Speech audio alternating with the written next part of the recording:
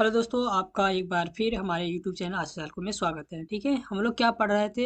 अणुसंख्य के गुणधर्म। ठीक है, अणुसंख्य जो गुणधर्म हम निकालते हैं वहाँ पर क्या करते हैं, किसी भी अणु का जो है हम क्या निकालते हैं, अणुभार निकालते हैं। ठीक है, लेकिन वहाँ पर हम जो निकालते हैं आप लोग सोच रहे होंगे वो क्या होता है, हमारा एकदम करेक्ट होता है, लेकिन वो करेक्ट नहीं होता है। ठीक है, और वही हम करेक्ट ज्ञात करने के लिए हम क्या पढ़ेंगे, असामान्य मोलर द्रव्यमान, मतलब क्या पढ़ेंगे, वान ठाप गुणांक पढ़ेंगे। ठीक है, तो वान ठाप गुणांक पढ़ने से पहले हमको ये चीज़ें समझना पड़ेगा, असमान मोलर द्रव्यमान क्या होता है। ठीक है, देखिए जब किसी विलेय को विलायक में घोलते हैं तो विलेय का विलायक में संकुड़न या वियोजन होने पर अणुसंख्य गुणों के द्वारा ज्ञात किया गया मोलर द्रव्यमान असामान्य हो जाता है। ठीक है, अब हम क्या करते हैं, जब किसी विलेय को कोई भी विलेय लेते हैं और विलायक हमारा मान लेते हैं जल है, उसमें क्या करते हैं, घोल देते हैं। ठीक है, तो हमारा या तो क्या होगा, विलेय का जो है विलायक में या तो संकुड़न होगा, ठीक है, या तो वियोजन है। संकुड़न मतलब या तो मिलेगा, या तो वियोजन मतलब या तो अलग होगा, या तो मिलेगा या तो अलग होगा। ठीक है, अर्थात क्या है, संकुड़न पर अणुसंख्य गुणों में क्या होती है, कमी आ जाती है। ठीक है, अगर हमारा जुड़ रहा है ना,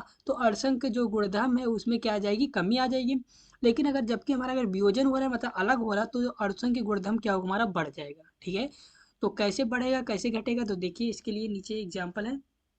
देखिए यहाँ पर जैसे हमारा Al2SO4 टेकन थ्राइस है ना, तो इसको हम क्या करिए, हमारा विलेय, इसको हम क्या करेंगे, विलायक में डाल देंगे। ठीक है, विलायक में डालने पर क्या होगा, ये हमारा टूट जाएगा किसमें, 2Cl3 प्लस में, और +3SO4 2 माइनस में टूट जाएगा कि नहीं, यहाँ तक क्लियर है। ठीक है, तो यहाँ पर क्या है, ये यहाँ पर अगर पूछा जाए मोलों की संख्या कितनी है, टोटल एक है, केवल यहाँ पर कितना मोल पाया गया, सिर्फ एक मोल पाया गया। लेकिन यहाँ पर इसका ये 2 मोल, इसका ये 3 मोल, यहाँ पर 2 और 3 मिलकर टोटल कितने मोल हो गए, 5 मोल हो गए। कितने मोल हो गए, 5। यहाँ पर कितना मोल है, एक। तो यहाँ पर पहले 1 मोल था, अब यहाँ पर कुल मोलों की संख्या कितनी हो गई, 5। तो यहाँ पर मोलों की संख्या में क्या हुई, बढ़ोतरी हुई। जब यहाँ पर अणुसंख्य गुण बढ़ गया तो यहाँ पर क्या हुआ, वियोजन हुआ। वियोजन मतलब यहाँ पर देख रहे हैं ना, ये हमारा पहले एक में था, कंपाउंड था, अब ये अलग अलग हो गया है, मतलब वियोजन हो गया। तो अणुसंख्य गुणधर्म क्या हो गया, बढ़ गया। कैसे बढ़ गया, क्योंकि यहाँ पर मोलों की संख्या एक है, यहाँ पर दो है, यहाँ पर तीन, तो यहाँ पर मिलाकर टोटल 5 है, यहाँ पर कितना, एक।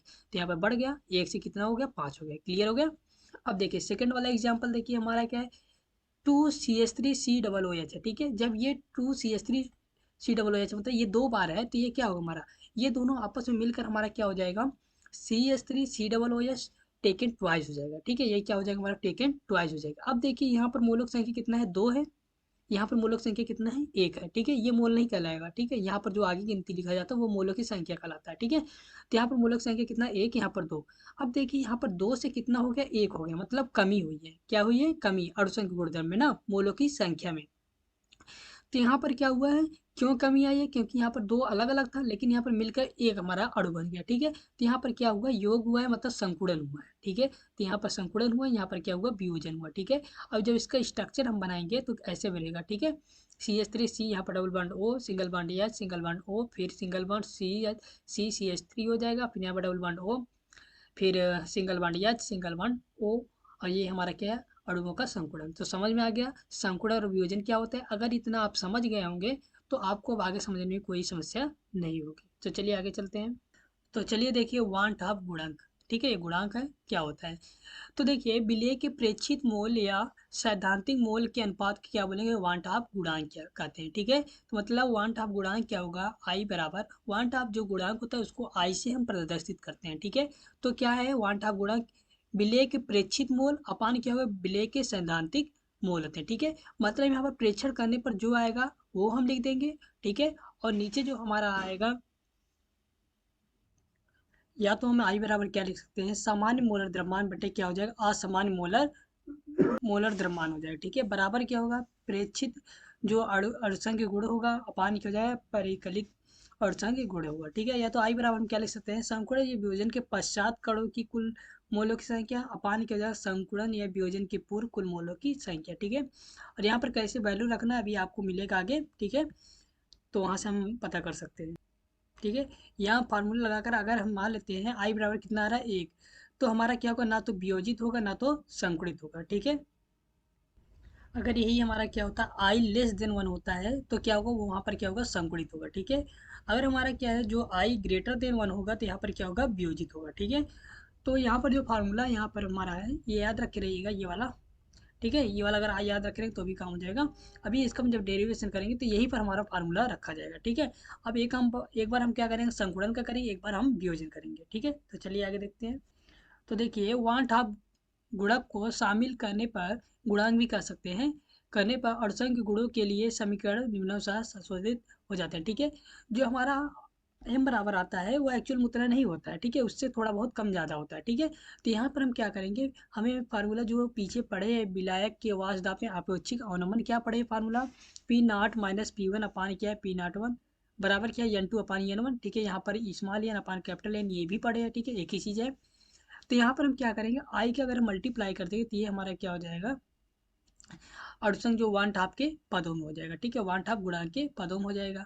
अगर हम क्वथनांक में उन्नयन है तो क्या करेंगे, हमारा फार्मूला क्या था, डेल्टा टी बी बराबर क्या था के बी एम था। अब यहाँ पर हम आई का मल्टीप्लाई कर देंगे। ठीक है, तो यहाँ पर जो भी हमारा आएगा वो क्या आएगा, एकदम शुद्ध आएगा। ठीक है, जो हमारा कम ज़्यादा आ रहा था वो नहीं आएगा। हिमांक में जो अवनमन है क्या है, हमारा डेल्टा टी एफ है बराबर आई, यहाँ पर आई को मल्टीप्लाई कर देंगे। ठीक है, ये हमारा क्या हिमांक में अवनमन का है, तो के एफ इंटू एम हो जाएगा। ठीक है, फिर यहाँ पे विलयन का जो पराशर दाब था क्या था, पाई बराबर N to R T upon भी था।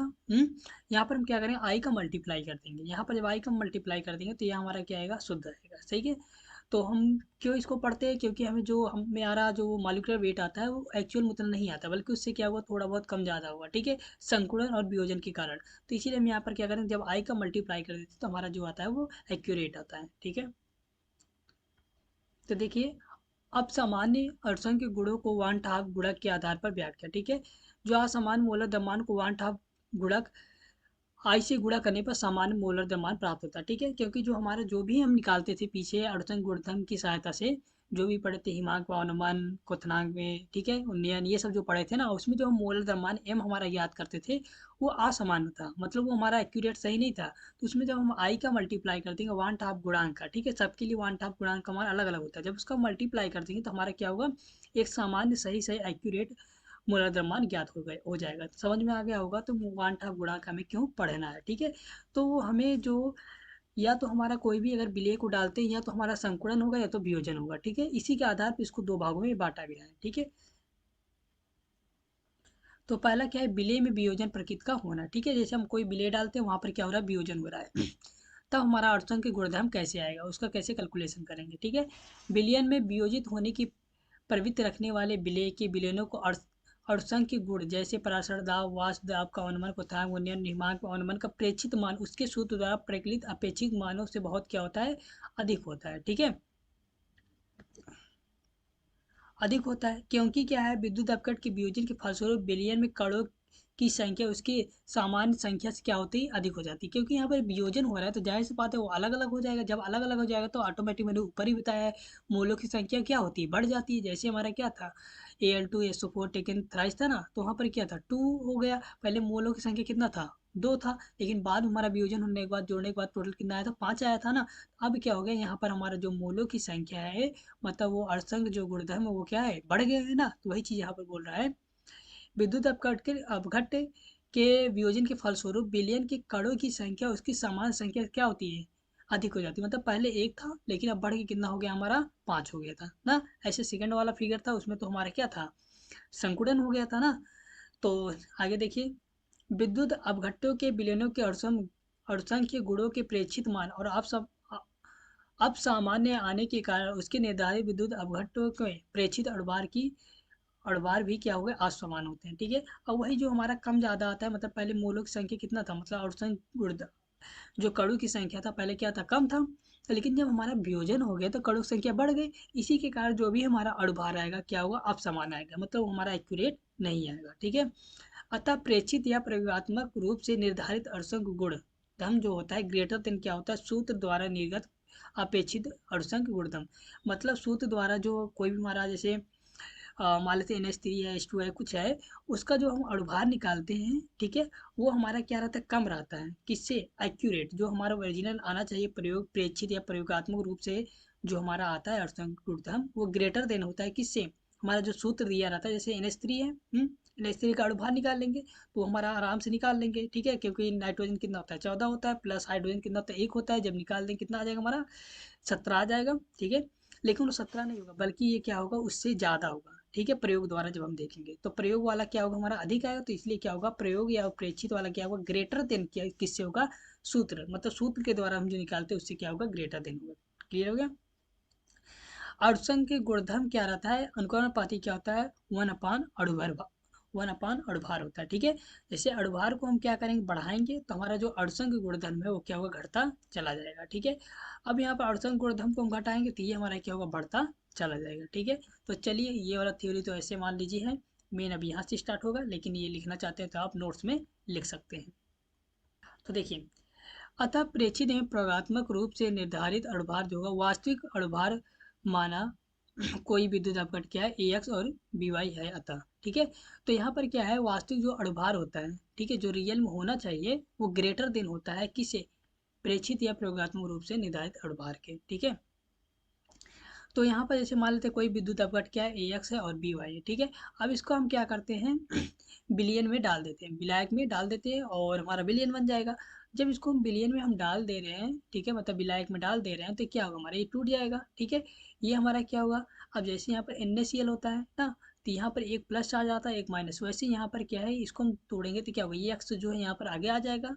ठीक है, ठीक है, जैसे मैंने ऊपर वाला किया था ना, Al2 था, तो 2 जो था हमारा क्या है, Al2 था, तो यहाँ पर 2 हमारा इधर आ रहा था ना, वैसे यहाँ पर ये एक्स आ जाएगा हमारा, और इस पर कितना, ये कितना चार्ज आएगा हमारा, ये वाई है, तो वाई प्लस चार्ज आ जाएगा। वैसे ही यहाँ पर क्या होगा, हमारा आगे प्लस लगा देंगे, फिर हमारा आगे क्या आ जाएगा, ये वाला वाई आ जाएगा, और चार्ज कितना आएगा, एक्स प्लस एक्स माइनस आएगा ना, एक प्लस आता है एक माइनस आता है। तो यहाँ पर समझ में आ गया, मतलब विलायक में डालने पर ये इस रूप में टूट जाएगा। ठीक है, यहाँ पर कुछ भी हो सकता है। ठीक है, ये सभी के लिए फॉलो करेगा। तो वियोजन से पूर्व है, तो वियोजन से पूर्व मान लेते हैं कितना है हमारा, एक है, मतलब मूलक संख्या कितना है, एक है। मूलक संख्या कितना है, एक है, मतलब यहाँ पर अभी हम जैसे जी हम क्या किए, विलायक में विलय को डाल दिए। ठीक है, और शुरुआत में वह क्षण जहाँ पर हमारा वियोजन हुआ ही नहीं है, यहाँ पर वियोजन हुआ नहीं, जैसे डाले वही टाइम जब वियोजन हमारा हुआ ही नहीं, उसी टाइम में क्या हुआ, यहाँ पर हमारा इसका एक भी मोल नहीं बनेगा, जीरो बनेगा, इसका भी मोल कितना बनेगा, जीरो ही बनेगा ना। मतलब हम तुरंत जैसे डाले बस तुरंत कैलकुलेशन कर लेंगे ना, मतलब ये हम मान लेंगे यहाँ पर वियोजन से पूर्व, मतलब हमारा क्या है, मोल पहले एक था, वियोजन इसमें हुआ नहीं, मतलब जीरो जीरो है ये मोल। ठीक, लेकिन ये वियोजन हो जा रहा है, तो ये वियोजन किस में हो जा रहा है, अल्फा अल्फा में। ठीक है, मतलब अल्फा अल्फा में क्या हो रहा है, हमारा टूट जा रहा है। ठीक है, तो ये हमारा कितना है, यहाँ पर एक्स है ना, तो इसलिए एक्स अल्फा लिखेंगे, यहाँ पर वाई है तो इसलिए वाई अल्फा। तो यहाँ पर एक टोटल था, यहाँ से हमारा जो अल्फा है वो वियोजित हो जा रहा है ना, तो यहाँ पर अल्फा हम क्या करेंगे, माइनस कर देंगे। ठीक है, यहाँ पर जो अल्फा जो है हमारा वियोजन की मात्रा है। ठीक है, अगर ये आप समझ गए होंगे तो आगे साफ समझ में आ जाएगा। ठीक है, तो यहाँ पर हुआ क्या है, जैसे हमारा क्या है, विद्युत अपघट क्या है, ए एक्स और बी वाई है। ठीक है, अब इसको जब हम विलायक में डाल देते हैं, कट किस में टूट जाएगा, एक्स ए वाई प्लस में तथा वाई बी एक्स माइनस में टूट जाएगा। ठीक है, वियोजन से पूर्व हमारा क्या रहेगा, ये एक मोल रहेगा, तो ये क्या रहेगा, जीरो जीरो रहेगा, क्योंकि हमारा अभी विलायक में विलेय जो है घुला ही नहीं है। तब यहाँ पर क्या हो जाएगा, वियोजन के पश्चात क्या हो जाएगा, ये अल्फा अल्फा में टूट जाएगा, तो यहाँ पर एक्स है तो यहाँ पर एक्स अल्फा, यहाँ पर वाई है तो वाई अल्फा में। ठीक है, ये हमारा क्या वन में से अल्फा माइनस कर देंगे तो यहाँ पर वियोजन की मात्रा है। ठीक है, यहाँ पर अल्फा, ठीक है, यहाँ पर जो माइनस कर देंगे, यहाँ पर हमारा बाकी सब बच जाएगा। ठीक, तो अतः प्रेक्षित जो अड़चन के गुणधर्म होता है, वियोजन के बाद विलय के विलयन में कणों की संख्या, ठीक है, के क्या होता है, अनुक्रमपाती होता है। तो यहाँ से क्या हो जाएगा, ये वियोजन के बाद विलयन में कणों की कुल संख्या कितना हो जाएगा। अब देखिए, हम यहाँ से जो ये है और ये है और ये, इसको हम जोड़ देंगे। ठीक है, ध्यान रखिएगा, 1 - alpha plus X alpha plus Y alpha. ठीक है, ये हो जाएगा हमारा। ठीक है, तो सूत्र द्वारा परिकलित अड़चन की गुणधर्म अनुक्रमपाती क्या होगा हमारा, वियोजन से पूर्व विलयन में कणों की संख्या अनुक्रमपाती क्या होगा हमारा, 1, क्योंकि वियोजन से पूर्व यहाँ पर क्या है हमारा, यही है ना वियोजन से पूर्व। तो यहाँ पर अगर इसको हम जोड़ेंगे तो क्या होगा, 1 + 0 + 0 कितना आएगा, 1 आएगा। जबकि यहाँ पर हम जोड़ेंगे क्या आएगा हमारा, इन सबको जोड़ेंगे तो ये वियोजन के पश्चात है ना। तो मतलब ये हमारा क्या, प्रेक्षित अणुसंख्य गुणधर्म क्या होता है, वियोजन के बाद विलयन में कणों की संख्या, ऊपर हम लोग फार्मूला में है ना, एक ही चीज़ था सब। यहाँ पर क्या था, वियोजन के बाद इन सबको हम जोड़ देंगे। ठीक है, यहाँ पर क्या, परिकलित अणुसंख्य गुणधर्म क्या होता है, वियोजन से पूर्व कणों की संख्या, मतलब 1 + 0 + 0 मतलब 1 आ जाएगा। ठीक है, तो यहाँ तक समझ में आ गया कैसे आ गया। ये जो प्रेक्षित अणुसंख्य गुणधर्म क्या होता है, मतलब प्रेक्षित अणुसंख्य गुणधर्म क्या होता है, वियोजन के पश्चात जो रहेगा हमारा। ठीक है, तो इनको हमको जोड़ देंगे तो हमारा क्या निकल जाएगा, प्रेक्षित वाला। तो वही चीज़ यहाँ पर लिख दिया है, वियोजन के पश्चात बिलियन में कणों की संख्या। अब परिकलित जो अड़चन गुणधर्म क्या होता है, इनको हम जोड़ देंगे तो क्या निकल कर आ जाएगा, हमारा प्रेक्षित अड़चन की गुणधर्म निकल जाएगा। ठीक है, ये जो होता है हमारा क्या है, वियोजन से पूर्व है तो वही लिख दिया मैंने, वियोजन से पूर्व बिलियन में कणों की संख्या बड़ा अंकोपाती क्या हो जाएगा 1 हो जाएगा। क्लियर हो गया। चलिए अब आगे चलते हैं। तो 1/2 जो आई होता है इसका फार्मूला क्या होता है, प्रेक्षित अणुसंख्य गुणधर्म बटे क्या होता है, परिकलित अणुसंख्य गुणधर्म होता है ना। तो यहाँ पर जो प्रेक्षित अणुसंख्य गुणधर्म क्या आया था हमारा, यही चीज आया था कि नहीं, ठीक है। और परिकलित जो अणुसंख्य गुणधर्म कितना आया था, 1 आया था। तो चलिए देख लेते हैं एक बार। तो देख लिए यहाँ पर क्या है, प्रेक्षित अणुसंख्य गुणधर्म कितना है, 1 minus alpha plus X alpha plus Y alpha है, जबकि हमारा परिकलित जो अणुसंख्य गुणधर्म है कितना है, 1 आया है ना। तो चलिए वहां पर रख दिया है मैंने, तो यहाँ पर रख दिया, तो ये आ गया, ठीक है। तो अणुसंख्य के गुणधर्म जो होगा अनुकरणपाती किसके होता है, 1/अणुभार के। ऊपर एक फार्मूला हम लोग पढ़े हैं ना। तो यहाँ से क्या हो जाएगा, 1/2 गुणा किया जाएगा विद्युत अपघट का वास्तविक अणुभार, तो ये वास्तविक अणुभार है, ठीक है। तो विद्युत अपघट का प्रेक्षित अणुभार तो हमारा कितना होगा, 1 आया था ना, ठीक है। वास्तविक ये होता है मतलब वियोजन करने के बाद जो आता है वो हमारा वास्तविक होता है, ठीक है, वियोजन या संकुलन के बाद। ठीक है, वियोजन और संकुलन के पहले जो होता है हमारा वो प्रेक्षित होता है ना। तो नीचे कितना आया था, एक, यहाँ पर नीचे एक रख दूंगा तो ये आ जाएगा हमारा। मतलब कुल मिलाकर सब एक ही चीज़ है, ठीक है। यहाँ तक अगर लिखते हो तो कोई दिक्कत नहीं है, ठीक है। तो चलिए आगे चलते हैं। विद्युत अपघट्टों के लिए 1/2 गुणांक आई का जो मान होता है सदैव एक से ज़्यादा होता है, ठीक है। अब विद्युत अपघट्टों के लिए जो होता है आई का मान जो होता है सदैव एक से ज़्यादा होता है, याद रखिएगा, ठीक है। तो यहाँ पर क्या हो जाएगा, 1/2 गुणक या वियोजन मात्रा में संबंध, ठीक है। तो ये हमारा क्या है, आई है ना। तो आई बराबर क्या है, 1 minus alpha plus X alpha plus Y alpha है। तो यहाँ पर आई बराबर मैंने रख दिया, ठीक है। अब यहाँ से हम क्या करेंगे, यहाँ पर ये तीनों अल्फा है, इसको हम क्या करते हैं, ये तीनों को उठाकर हम क्या करते हैं, अ, तीनों को उठाकर यहाँ पर ला देते हैं। नहीं तो हम यह करते हैं काम, आई है ना, तो इसको हम इधर ले आते हैं 1 को। तो यहाँ पर प्लस है तो इधर आएगा माइनस, मतलब आई माइनस क्या होगा, 1 हो जाएगा। तो यहाँ पर बचे क्या, minus alpha X alpha plus Y alpha, ठीक है। जब यहाँ से अल्फा हम कॉमन ले लेंगे तो यहाँ पर क्या बचेगा, -1। तो यहाँ पर -1 है, फिर यहाँ पर क्या बचेगा, एक्स एक्स प्लस वाई बचेगा प्लस वाई। मतलब यहाँ पर आगे पीछे बस मैंने कर दिया है, बस इसको क्या किया, यहाँ पर प्लस है, इधर ले आए तो क्या होगा, i-1 हो जाएगा। यहाँ से जब अल्फा हम कॉमन ले लेंगे तो बचे क्या, एक्स प्लस वाई -1 बच जाएगा। क्लियर हो गया। तो यहाँ से क्या हो जाएगा, हमें अगर अल्फा का वैल्यू ज्ञात करना है, ठीक है, अल्फा का वैल्यू मतलब कितना वियोजन हुआ, वियोजन की मात्रा ज्ञात करना है, तो क्या करेंगे, ये गुणा है इधर आएगा तो क्या होगा, डिवाइड हो जाएगा, मतलब i-1 अपान क्या हो जाएगा, एक्स प्लस वाई -1 हो जाएगा, ठीक है। तो जो x प्लस वाई है उसको, वो जहाँ हमारा x प्लस वाई है वो क्या होगा, n बराबर क्या होगा, x प्लस वाई, अर्थात क्या है, विद्युत अपघट्ट की एक अणु की पूर्ण वियोजित होने पर, ठीक है। मान लेते हैं हमारा क्या हो रहा है, पूर्ण वियोजित हो जा रहा है, पूरा मतलब ये वियोजित हो रहा है, कुछ बच नहीं रहा है, ठीक है, पूरा वियोजित हो जा रहा है, ठीक है। होने पर क्या होगा, प्रदान किए गए कुल आयनों की संख्या क्या हो जाएगी, तब n हो जाएगा, जब वियोजन हमारा क्या हो जाएगा, पूरा समाप्त हो जाएगा, तब यहाँ पर x प्लस वाई बराबर क्या हो जाएगा, n हो जाएगा। तो मतलब यहाँ पर अल्फा बराबर क्या होगा, i-1 अपान n-1, ठीक है। ये मोस्ट इंपॉर्टेंट फार्मूला है, आप याद रख रहिएगा। इसके साथ कई क्वेश्चन सॉल्व हो जाएंगे, या तो डायरेक्ट ऐसे ऑप्शन में पूछ लेता है। तो समझ में आ गया है मैंने क्या किया है, पहले एक रिएक्शन लिया था, चलिए एक बार फिर से देख लेते हैं। तो यहाँ पर ऐसे ए एक्स बी वाई एक विद्युत अपघट्ट लिया है, इसको मिलाक में डाल दिया तो इस प्रकार टूट गया। वियोजन से पूर्व हमारा क्या था, 100 था, वियोजन के पश्चात क्या है, मतलब अल्फा जो है हमारा वो वियोजित हो जा रहा है, ठीक है। तो यहाँ पर माइनस कर दिया तो यहाँ पर एक्स अल्फा बन गया, यहाँ पर वाई अल्फा बन गया, ठीक है। तो इसको हम जब जोड़ देंगे तो ये हमारा क्या हो जाएगा, प्रेक्षित अणुसंख्य गुणधर्म हो जाएगा। जब इसको हम जोड़ देंगे क्या जाएगा, हमारा क्या हो जाएगा, परिकलित अणुसंख्य गुणधर्म आ जाएगा। तो इतना जोड़ने पर जो आएगा, इसमें क्या अगर एक से हम डिवाइड कर देंगे, डिवाइड करते हैं तो हमारा फार्मूला आ जाएगा। तो आई बराबर हम पूरा मान लेंगे, फिर वहां से क्या होगा, हम अल्फा का वैल्यू ज्ञात कर लेंगे। तो अल्फा का वैल्यू ज्ञात कर लेंगे तो क्या आ जाएगा, i-1 अपान क्या हो जाएगा, n-1, ठीक है। यही हमें निकालना था। तो अल्फा बराबर क्या आ जाएगा, i-1 अपान n अल्फा। और यहाँ पर मत सोचिए कि ये सब कैसे ज्ञात होगा, कैसे होगा ना, ये जब क्वेश्चन में सब दिया रहेगा तो आप आसानी से सॉल्व कर सकते हैं। अब सेकंड हमारा क्या है, विलय में संकुड़न की प्रवृत्ति, ठीक है। पहला हम क्या पढ़े थे, वियोजन, अब हम क्या पढ़ेंगे, संकुड़न। संकुड़न में क्या होगा, हमारा जाहिर सी बात है जुड़ेगा, संयोग होगा ना। तो जो पदार्थ विलयन में संकुड़ित होते हैं, जैसे बेंजोइक अम्ल जो बेंजीन में द्विघलक के रूप में हो जाता है, उनके विलयनों में अणुसंख्य गुणों के प्रेक्षित मान उनके सूत्र द्वारा प्रदर्शित अपेक्षित मानों से क्या होते हैं, कम होते हैं, क्योंकि संकुड़न के कारण विलयन में कणों की संख्या उसकी समान संख्या से क्या होती है, कम हो जाती है। इस कारण इस प्रकार के पदार्थों के अणुसंख्य गुणों के मान अपसामान्य आने के कारण उनके निर्धारित पदार्थों के प्रेक्षित अणुभार भी अपसमान होते हैं, ठीक है।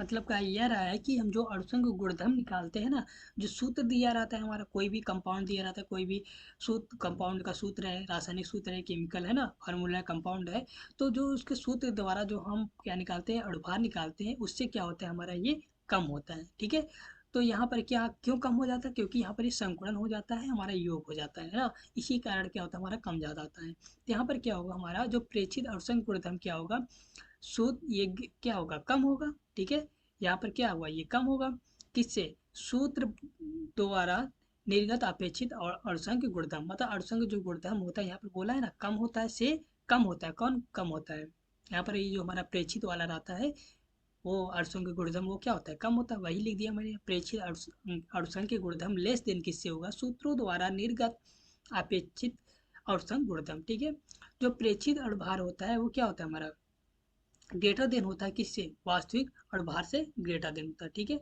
तो यहाँ पर ये क्या होता है, अणुसंघ गुणधर्म अनुक्रमानुपाती क्या होता है, 1 अपान अणुभार, मतलब अणुभार को हम बढ़ाएं तो अणुसंघ गुणधर्म क्या होगा, ये घट जाएगा, ये अगर हम घटाएंगे तो ये क्या होगा हमारा बढ़ जाएगा। ठीक है,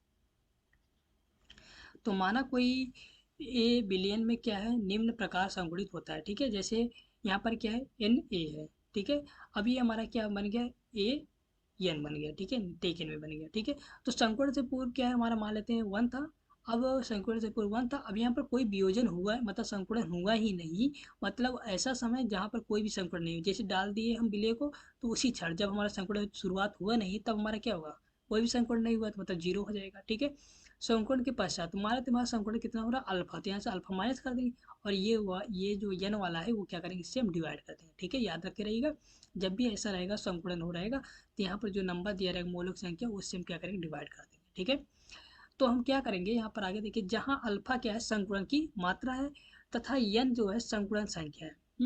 प्रेक्षित अणुसंघ गुणधर्म अनुपाती क्या होगा, संकुलन के बाद कणों की संख्या। ठीक है, तो जैसे वहां पर था ना, संकुलन के बाद एक बार संकुलन के पूर्व, प्रेक्षित अणुसंघ के गुणधर्म क्या होता है, संकुलन के बाद कणों की संख्या, जैसे पिछला वाला था वैसे ही है। तो यहाँ पर क्या था, वहाँ वाले में तो क्या क्या था, 1 - अल्फा एक्स अल्फा और वाई अल्फा था, यहाँ पर क्या है, अल्फा पर एन है ना, तो हम वजह से यहाँ पर था पिछले वाले डेरिवेशन सबको हम जोड़ दिए थे नीचे वाला ना, संकुलन के पश्चात वाला, तो वियोजन के पश्चात वाला ना, तो वैसे इसमें भी क्या करेंगे, हम संकुलन के पश्चात वाले में जो है सब जोड़ देंगे, ये सब क्या करेंगे, ये दोनों दो ही है, इसको मैंने जोड़ दिया। ठीक है, फिर हमारा जो प्रकलित और अपेक्षित अणुसंघ गुणधर्म आता है, उसमें क्या करेंगे हम, ये वाला ऊपर जो संकुलन से पूर्व है कड़क संख्या, उसको हम जोड़ देंगे, तो यहाँ क्या आ जाएगा, 1 आ जाएगा। ठीक है, तो यहाँ पर इतना अपान हम इतना कर देंगे तो हमारा क्या आ जाएगा, 1/2 गुणांक आ जाएगा फिर। तो यहाँ पर मैंने क्या किया है, समीकरण 1 में समीकरण 2 से भाग देंगे तो क्या आएगा हमारा, 1/2 गुणांक आ जाएगा, आई बराबर, तो आई बराबर क्या हो जाएगा, प्रेक्षित अणुसंघ गुणधर्म, मतलब आ जाएगा 1 - alpha plus alpha upon n, upon में क्या आएगा, प्रकलित अणुसंघ गुणधर्म कितना है हमारा, एक है ना, तो एक लिखने की आवश्यकता नहीं है, लिख देंगे तो कोई भी दिक्कत नहीं, फिर वही एक लाइन बढ़ जाएगा। ठीक है, तो यहाँ पर आई बराबर क्या होता है, विलेय का वास्तविक अणुभार जो होना चाहिए, और विलेय का जो प्रेक्षित, और प्रेक्षित करने पर जो आता है अणुभार वो हो जाएगा। ठीक है, तो हमारा क्या होगा, वास्तविक जो अणुभार कितना है ये है, तो ये ऊपर लिख दिया, नीचे क्या हो जाएगा हमारा प्रेक्षित हो जाएगा। ठीक है, तो अणुसंघ गुणधर्म अनुपाती क्या होता है, 1 अपान अणुभार क्या होता है, मैंने ऊपर ही बताया। तो यहाँ पर जो है अतः विलयन में क्या होगा, संकुलित होने वाले पदार्थों के 1/2 गुणा का मान सदैव क्या होता है, एक से कम होता है। ठीक है, तो याद रखे रहिएगा, जो हमारा संकुलित होगा ना तो सदैव एक से कम हो जाएगा। अब कैसे होगा, जब न्यूमेरिकल सॉल्व करेंगे तो आपको क्लियर हो जाएगा। अगर यहाँ पर अल्फा का मान ज्ञात करना है तो क्या करें, आई माइनस अल्फा हो जाएगा, तो यहाँ से अल्फा कामन लेके पंचांतर करके करके हम यहाँ पर निकाल सकते हैं। ठीक है, ठीक है, जैसे मैंने पिछले वाले में किया था, उसमें तो थोड़ा इजी था, इसमें थोड़ा यहाँ पर गुणा भाग है, यहाँ पर डिवाइड है ना, इसीलिए, लेकिन आप कर सकते हैं। 1 - यहाँ पर क्या हो जाएगा, आई -1 हो जाएगा, तो यहाँ से अल्फा जब कामन ले लेंगे तो 1/n-1 हो जाएगा। ठीक है, तो अल्फा बराबर क्या हो जाएगा, आई-1 अपान क्या होगा, 1/n-1 हो जाएगा। ठीक है, तो चलिए अब एक आध क्वेश्चन कर लेते हैं इसका। देखिए, केसीएल जल में पूर्ण वियोजित हो जाता है, एक जल में कितने ग्राम केसीएल घोला जाए कि हिमांक -8 डिग्री सेल्सियस हो जाए, जल के लिए के एफ का मान दिया है। ठीक है, तो यहाँ पर देखिए ये वियोजित हो रहा है। ठीक है, तो देखिए कैसे होगा। अब पहले मैंने क्या था, बहुत मतलब एग्जाम्पल सही नहीं लिया था, ए बी के एक्स वाई के पदों में लिया था ना, अब यहाँ से आपको क्लियर हो जाएगा। ठीक है, तो मैंने पहले ही बोला था कि अब यहाँ पर समझते चलिए, आपको अभी आगे एग्जाम्पल मिलेगा। ठीक है, तो यहाँ पर क्या हो जाएगा, KCl वियोजित हो जाएगा, ठीक है। तो यहाँ पर क्योंकि यह क्या है, वियोजित हो जाएगा हमारा, तो यहाँ पर K प्लस में टूट जाएगा और Cl माइनस में, ठीक है। तो वियोजन से पूर्व मान लेते हैं जिस क्षण हम क्या किए KCl को विलायक में डाले हैं, जल में, ठीक है। विलायक हमारा क्या है, जल है, यहाँ पर दिया है ना। तो विलायक क्या है, हमारा जल है, उसमें डाल देते हैं। तो यहाँ पर वियोजन हमारा शुरू नहीं हुआ है, तो यहाँ पर क्या होगा, KCl1 है तो ये 0 0 हो जाएगा, क्योंकि वियोजन हुआ ही नहीं है ना, अलग हुआ ही नहीं है। लेकिन हम मान लेते हैं वियोजन क्या है, वियोजन के पश्चात मोलों की संख्या, ठीक है। अब यहाँ पर वियोजन हो रहा है तो मोलों की संख्या क्या होगा, हमारा घट जाएगा ना। तो यहाँ पर मान लेते हैं, यहाँ पर यहाँ पर क्या है, देखिए यहाँ पर क्या है हमारा, ये भी एक है मोल, इसका भी एक मोल है ना। तो यहाँ पर ये 1 अल्फा होगा, ये भी 1 अल्फा हो जाएगा, ठीक है। तो यहाँ पर क्या हो जाएगा, 1 माइनस अल्फा, अल्फा अल्फा हो जाएगा। क्लियर हो गया, मतलब यहाँ पर अल्फा माइनस कर देंगे, ठीक है। तो यहाँ पर क्या है, 1 है तो 1 अल्फा, यहाँ पर 1 है तो 1 अल्फा हो जाएगा, ठीक है। अगर सपोज यहाँ पर 2 होता तो क्या लिखते हैं हम, 2 अल्फा लिखते हैं, ठीक है। क्योंकि KCl पूर्ण वियोजित हो जाता है, ठीक है। यहाँ पर बोल दिया ये पूर्ण वियोजित हो जा रहा है, तो यहाँ पर अल्फा बराबर कितना हो जाएगा हमारा, 1 हो जाएगा, ठीक है। अल्फा बराबर क्या हो जाएगा, 1। अब देखिए, अब हम देखिए यहाँ पर वियोजन के पश्चात कुल मूलक संख्या क्या आएगा, वियोजन के पश्चात कुल मूलक संख्या ये आ जाएगा कि नहीं, पूरा हम डिवाइड कर देंगे, इतना को हम क्या करेंगे, सॉरी जोड़ देंगे पूरा को। 1 minus alpha plus alpha plus alpha, तो ये एक अल्फा इससे कैंसिल हो जाएगा, बचे क्या 1 प्लस अल्फा, ठीक है। और जब हमारा पूर्ण वियोजित हो जाता है तो याद रखे रहेगा अल्फा का मान सदैव 1 होता है। तो यहाँ पर हम 1 प्लस अल्फा आ गया, तो यहाँ पर 1 रख देंगे, कितना आएगा, 1 प्लस 1 बराबर कितना देगा, 2। क्लियर हो गया। तो यहाँ से क्या होगा, अब बटे हमारा क्या हो जाएगा, अगर हम आई का वैल्यू ज्ञात करना है तो क्या होगा, वियोजन के पश्चात कुल मोल संख्या बटे क्या हो जाएगा, वियोजन से पूर्व ना। तो यहाँ पर क्या हो जाएगा हमारा, अपान 1 हो जाएगा, 1 प्लस जीरो मतलब अपान 1 हो जाएगा, तो 2 अपान 1 बराबर कितना आएगा हमारा, 2 है तो आएगा ना। तो आई बराबर कितना आ जाएगा, 2। यहाँ तक क्लियर हो गया। अब देखिए क्वेश्चन में क्या क्या हमारा दिया है, ठीक है। तो हमारा क्या होगा, KF बराबर दिया है यहाँ पर 1.860 डिग्री सेल्सियस की ग्राम मोल इनवर्स, ठीक है। अब डेल्टा जो TF होता है हमारा, वो क्या होता है, डेल्टा TF क्या होता है हमारा, शुरुआत में क्या है, जल में क्या है, हिमांक कितना है, -8 डिग्री सेल्सियस। तो यहाँ पर हिमांक कितना आएगा, 0 -8 डिग्री सेल्सियस दिया है ना यहाँ पर, तो क्या होगा हमारा 8 डिग्री सेल्सियस दिया है, ठीक है। यहाँ पर हमारा क्या होगा, डेल्टा हो जाएगा, ठीक है। तो यहाँ से डेल्टा TF बराबर क्या होता है, IKF इंटू एम होता है कि नहीं, क्योंकि हम पढ़े हैं फार्मूला, डेल्टा TF बराबर क्या होता है, KF इंटू एम होता है, ठीक है। तो ये तो हमारा क्या हिमांक में ऑनमन में पढ़े हैं। तो यहाँ पर हमें क्या ज्ञात करना है, अड़सन गुणधर्म की सहायता से ज्ञात करना है ना। तो यहाँ पर हम क्या करेंगे, आई का मल्टीप्लाई करेंगे, हमको IQ रेट ज्ञात करना है, सही सही ज्ञात करना है। तो यहाँ पर आई का हम मल्टीप्लाई कर देंगे, डेल्टा TF बराबर कितना है, 8, ठीक है। आई बराबर कितना है, 2, के बराबर कितना है, 1.86, ठीक है। इंटू क्या है, यम है, ठीक है। जब यम का वैल्यू ज्ञात करना रहेगा तो क्या होगा, 8 अपान क्या होगा, 2 इंटू 1.86 हो जाएगा। तो इसको हम गुणा भाग कर देंगे, कितना आ जाएगा, 2.15 आ जाएगा। तो ये हमारा m बराबर आ गया, ठीक है। तो आगे देखिए, तो मोललता बराबर हमें फार्मूला मालूम है, भार बटे क्या होता है, अड़भार इंटू क्या होता है, W जो कैपिटल W होता है वो विलायक का भार कितना होता है, किग्रा में, ठीक है। तो क्वेश्चन में दिया है 1 किग्रा विलायक में ना, ठीक है। तो यहाँ पर क्या हो जाएगा हमारा 1 हो जाएगा। ये हमारा 2 यहाँ पर मोललता आया है, ठीक है। ये हमारा क्या है, m बराबर जो स्मॉल m क्या है हमारा, मोललता है, ठीक। मोललता बराबर आ गया, क्योंकि हमें अड़भार ज्ञात करना है ना। तो यहाँ पर एक्यूरेट अड़भार ज्ञात करना है, तो यहाँ पर क्या आ जाएगा, 2.25 आ जाएगा मोललता, यहाँ पर आया है। यहाँ पर क्या हो जाएगा, डब्लू कैपी जो स्मॉल डब्लू ये तो ज्ञात करना है, जो स्मॉल एम है ये हमारा क्या है स्मॉल एम जो है हमारा क्या है, अड़ुभार है, ठीक है। अड़ुभार है तो कितना है हमारा, देखिए KCl का अड़ुभार कितना होता है,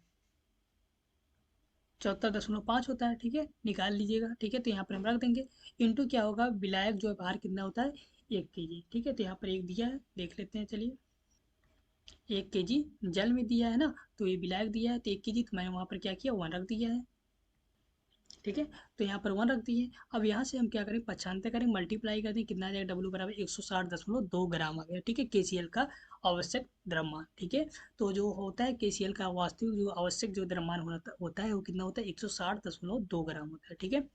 और हम लोग निकालेंगे तो लगभग 160 ही मान लेते हैं ना, तो वो नहीं होता, बल्कि क्या होता है, एक्यूरेट क्या होता है, 160.2 होता है, ठीक है। चलिए एक क्वेश्चन और कर लेते हैं, देख लेते हैं। 0.2 ग्राम क्या एसिटिक अम्ल के 20.0 ग्राम बेंजीन में बने विलयन का हिमांक इतना घट जाता है, ठीक है। तो बेंजीन में एसिटिक अम्ल के द्विलकी करण की मात्रा की गणना कीजिए। बेंजीन के लिए Kf बराबर कितना है 5.12 केल्विन मोल इनवर्स किग्रा। ठीक है, आपको ये टफ लग रहा होगा लेकिन टफ नहीं है। ठीक है, आप देखते जाइए, जो जो दिया है करते जाइए, आंसर आ जाएगा। ठीक है, तो विलेय का भार का जो फार्मूला होता है हमें मालूम है, यम बराबर क्या होता है 1000 गुणे Kf इंटू डब्ल्यू अपान delta T into capital W. ये मैंने पिछले वीडियो में हिमांक के अवनमन में गणना कर चुके हैं। ठीक है, बता चुके हैं, डेरिवेशन हो चुका है। तो यहाँ पर जो एक्चुअल फार्मूला होता है वो हमारा क्या होता है डेल्टा टी बराबर होता है। ठीक है, यहाँ पर लेकिन हमको क्या किए एम के पदों में ज्ञात कर लिए। ठीक है, यहाँ पर 1000 है, के एफ का जो वैल्यू है यहाँ पर दिया है, मैंने रख दिया। जो स्मॉल डब्ल्यू है कितना दिया है, हमारा विलेय का जो भार दिया है 0.2 ग्राम एसिटिक अम्ल है, क्योंकि इसको घोला जा रहा है ना, कह रहा को इतने में घोला जा रहा है, में घोला जा रहा है मतलब इसमें घुल रहा है, तो ये विलायक हो जाएगा, ये विलेय हो जाएगा, तो ये 0.2 हो जाएगा विलेय। फिर हमारा क्या एसिटिक अम्ल है, एसिटिक अम्ल का जो हमारा एसिटिक अम्ल है, ठीक है, डेल्टा टी बराबर हमारा कितना दिया है, यहाँ पर 0.45 दिया है, तो यहाँ पर रख दिया। ठीक है, और हमारा जो कैपिटल डब्ल्यू है वो कितना दिया है 20 दिया है, तो यहाँ पर रखने में कोई समस्या नहीं होगी, क्योंकि यहाँ पर के एफ बराबर यहाँ से रख दिया मैंने, और यहाँ पर जो स्मॉल डब्ल्यू है कहाँ से रख दिया, यहाँ से रख दिया मैंने। ठीक है, और जो हमारा डेल्टा टी है यहाँ से रख दिया, और जो कैपिटल डब्ल्यू है ये रख दिया। ठीक है, आपको मालूम होना चाहिए ये सब क्या है, मतलब डब्ल्यू क्या है, डेल्टा टी क्या है। ठीक है, ये मैंने पिछले वीडियो में डिस्कस किया। ठीक है, नहीं देखा तो पहले जाकर उसको देख लीजिए ना, एक वीडियो दूसरे वीडियो से रिलेट होता है, इसलिए पिछला वीडियो अगर समझते हुए आएंगे तब आगे आपको समझने में बिल्कुल भी समस्या नहीं होगी। ठीक है, तो यहाँ से हम जब गुणा भाग कर देंगे तो हमारा कितना आ जाएगा 113.8 आ जाएगा। ठीक है, एसिटिक अम्ल का असामान्य अणुभार। ठीक है, लेकिन हमको सामान्य चाहिए, एसिटिक अम्ल का सामान्य अणुभार कितना आएगा हमारा, एसिटिक अम्ल का सामान्य अणुभार कितना आएगा 60 ग्राम मोल इनवर्स। आप निकालेंगे अणुभार तो कितना आ जाएगा हमारा 60 आ जाएगा। ठीक है, तो 1/2 गुणांक से क्या आ जाएगा हमारा, यहाँ पर पूछा क्या है बेंजीन में एसिटिक अम्ल के द्विलकीकरण की मात्रा पूछा है ना। तो देखिए, तो यहाँ पर कह रहा है द्विलकीकरण की मात्रा की गणना कीजिए ना, मतलब अल्फा का मान पूछा है। तो यहाँ पर 1/2 क्या आ जाएगा हमारा, सामान्य अणुभार कितना है 60 होता है। ठीक है, असामान्य जो अणुभार कितना है हमारा 113.8 है। ठीक है, जो हम अणुभार ज्ञात कर सकते हैं ना, ज्ञात करते हैं अन्य फार्मूला, मतलब वो हिमांक में अवनमन क्वथनांक में उन्नयन इन सबसे, तो हमारा वो जो होता है आप समान होता है ना, असमान्य आता है। तो यहाँ पर जब डिवाइड कर दिए हमारा क्या होगा 1/2 गुणांक आ गया, और पूछा क्या है हमारा द्विलकीकरण की मात्रा पूछे, तो यहाँ से आई का वैल्यू आ गया है। ठीक है, तो हमें अल्फा का वैल्यू ज्ञात करना, तो देखिए कैसे ज्ञात करेंगे। यहाँ पर याद रखिएगा क्या है हमारा एसिटिक अम्ल है और बेंजीन है। तो यहाँ पर क्या है हमारा CH3COO एसिटिक अम्ल, ये 2 टाइम्स रहेगा। ठीक है, अब ये द्विलकीकरण है ना, तो मतलब दो रहेगा यहाँ पर, तो ये हमारा वियोजन हो जाएगा, तो यहाँ पर क्या आ जाएगा 2 आ जाएगा। ठीक है, तो यहाँ पर कणों की संख्या द्विलकी जो हमारा क्या द्विलकी से पूर्ण है, मतलब हमारा जो जो क्या है ये हम पढ़ रहे हैं, जो ये क्या है हमारा संकुड़न है, संकुड़न से पूर्व जो हमारा क्या है हमारा पहले क्या था एक था, अब यहाँ पर संकुड़न के पूर्व भी क्या हमारा जीरो है, मतलब पूर्व में क्या रहेगा हमारा जीरो ही होता है ना।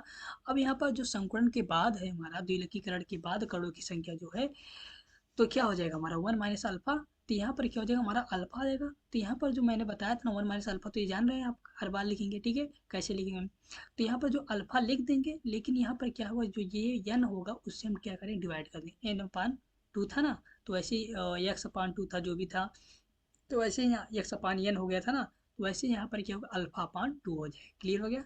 ठीक है, जो हमारा संकुलन वाला मैंने फार्मूला बताया था ना, तो समझ में आ गया ये कैसे है। अब यहाँ पर क्या करेंगे, इसको हम जोड़ देंगे, ये क्या हुआ संकुलन के पूर्व आ जाएगा, ये हमारा क्या आएगा संकुलन के पश्चात आ जाएगा। तो चलिए देखिए द्विलकीकरण के बाद कणों की कुल संख्या, मतलब संकुलन के बाद, तो मतलब 1 माइनस अल्फा प्लस क्या होगा अल्फा बाई 2 हो जाएगा। ठीक है, जब यहाँ पर इसको हम जोड़ देंगे तो क्या आ जाएगा, यहाँ पर आ जाएगा 1 माइनस अल्फा बाई 2, ये तो जोड़ना आप जानते ही होंगे। ठीक है,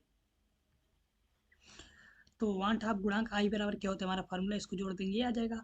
द्विलकीकरण के बाद कणों की संख्या, मतलब संयोजन के संकुलन के बाद हमारा जो कणों की संख्या बटे क्या है द्विलकीकरण के पूर्व कणों की संख्या, मतलब संकुलन के पूर्व कणों की संख्या। ठीक है, तो संकुलन के बाद जो हमारा कणों की संख्या कितना है 1 माइनस अल्फा बाई 2 आया। ठीक है, अब यहाँ पर क्या है हमारा अपान में क्या होगा टोटल पूर्व कणों की संख्या, मतलब 1 प्लस 0 कितना आएगा 1 आएगा, तो अपान में 1 हो जाएगा, डिवाइड करेंगे कितना आएगा वही चीज़ आ जाएगा, मतलब 1 माइनस अल्फा आ जाएगा।